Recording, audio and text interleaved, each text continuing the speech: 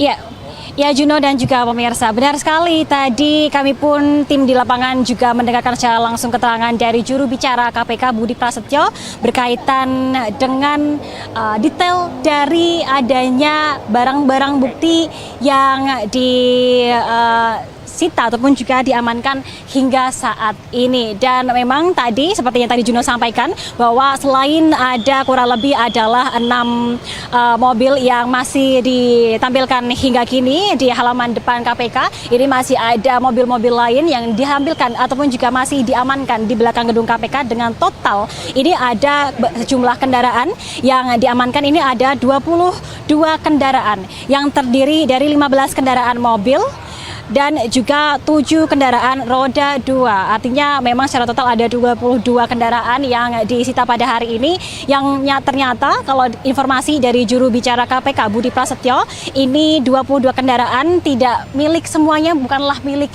dari Wamenaker, namun gabungan dari kepemilikan dari sejumlah pihak-pihak yang diamankan oleh KPK pada hari ini, yang diamankan dari rangkaian operasi tangkap tangan. Dan informasi yang kami dapatkan secara total ini ada update terbaru, yakni ada 14 orang yang diamankan oleh KPK dan dilakukan pemeriksaan hingga kini berkaitan dengan rangkaian operasi tangkap tangan, di mana 14 orang ini tidak hanya berasal dari Kementerian Tenaga Kerja, namun juga berasal dari sejumlah perusahaan-perusahaan swasta.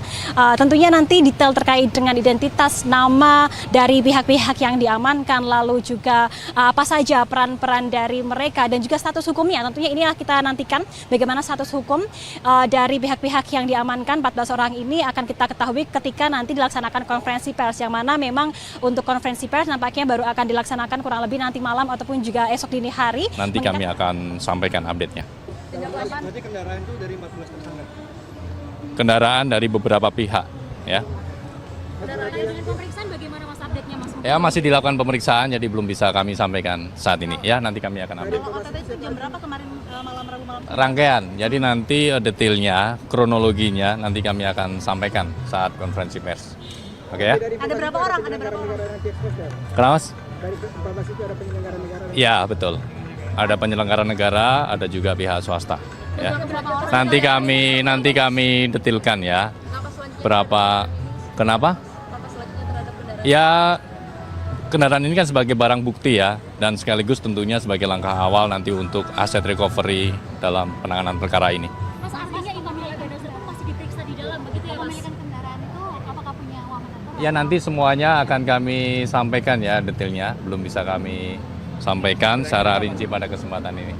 Ya, kita tunggu karena masih dilakukan pemeriksaan secara intensif. Berarti uang yang disita ada berapa? Untuk uang, ada sejumlah uang yang memang diamankan ya dalam kegiatan tangkap tangan ini, namun jumlahnya berapa belum bisa kami sampaikan saat ini ya, masih dihitung ya. Kendaraan Mas, tadi kendaraan? Sudah tadi kan? Ada 22 unit ya, 15 kendaraan roda 4 dan 7 kendaraan roda 2 sampai dengan saat ini. Oke ya? Mas Budi, untuk Wamenakernya masih diperiksa Mas? Ya, nanti kami sampaikan ya pecahannya apa ya. Jadi untuk Wamenaker masih diperiksa di dalam? Ya, semua pihak yang diamankan dalam rangkaian kegiatan tangkap tangan ini masih dilakukan pemeriksaan secara intensif. Total ada berapa Mas? Selain Noel yang diperiksa? Total yang diamankan sampai dengan saat ini ya, ada 14 orang. Oke ya? Apakah semuanya itu adalah orang-orang dari Kemenaker Mas? Ya, nanti kami sampaikan ya update-nya. Tadi sudah kita update juga, ada dari pihak penyelenggara negara dan juga pihak swasta. Oke ya? Oke ya? Makasih ya. Kendaraan pengurusan Ya, nanti terkait dengan pasalnya, Mas Triwot, pasalnya, konstruksi perkara, kronologi nanti kami sampaikan saat konferensi pers. Oke ya? udah ada jam rencana jam untuk Ya, nanti kami update ya, nanti kami update karena masih dilakukan pemeriksaan intensif. Belum, nanti kami sampaikan ya. berarti Oke ada ya? pihak swasta dan pihak pemerintah begitu ya? Ya, nanti kami update ya pihak-pihak detailnya siapa saja. Hati-hati. 22 Oke. kendaraan ya Mas? Ya, ya. 14 Sampai saat ini ya 22 kendaraan. Oke.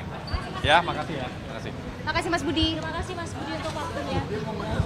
Dari pihak-pihak yang diamankan 14 orang ini akan kita ketahui ketika nanti dilaksanakan konferensi pers, yang mana memang untuk konferensi pers nampaknya baru akan dilaksanakan kurang lebih nanti malam ataupun juga esok dini hari, mengingat untuk status hukum dari KPK ini memiliki waktu 1 kali 24 jam untuk menentukan status hukum dari pihak-pihak yang diamankan ini. Dan juga Juno dan juga pemirsa, untuk menambah sedikit informasi berkaitan dengan salah satu orang yang diamankan, yakni Wakil Menteri Tenaga Kerja ataupun juga Immanuel Ebenezer, Bang Nul, ini memiliki harta kekayaan berdasarkan laporan harta kekayaan penyelenggara negara pada tahun 2025 ini ada di angka 17,62 miliar rupiah, dan memang diketahui berdasarkan LKHPN-nya ini mengalami lonjakan, di mana pada tahun 2021 ketika belum menjabat sebagai wakil menteri dan masih menjabat sebagai komisaris utama PT Mega Eltra yang merupakan anak perusahaan BUMN PT Pupuk Indonesia, ini masih berada di angka 4,84 miliar. Artinya dalam kurun waktu 3 tahun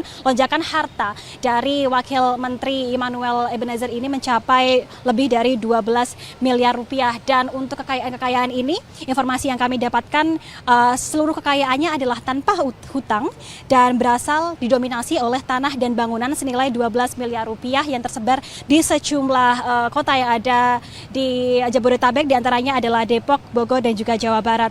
Lalu juga diketahui bahwa Wakil Menteri Immanuel Ebenezer juga memiliki mobil-mobil yang menjadi salah satu bagian dari asetnya, diantaranya salah satu yang cukup mahal yang dilaporkan dalam LKHPN ini adalah Toyota Land Cruiser tahun 2023, nilainya mencapai 2,3 miliar rupiah.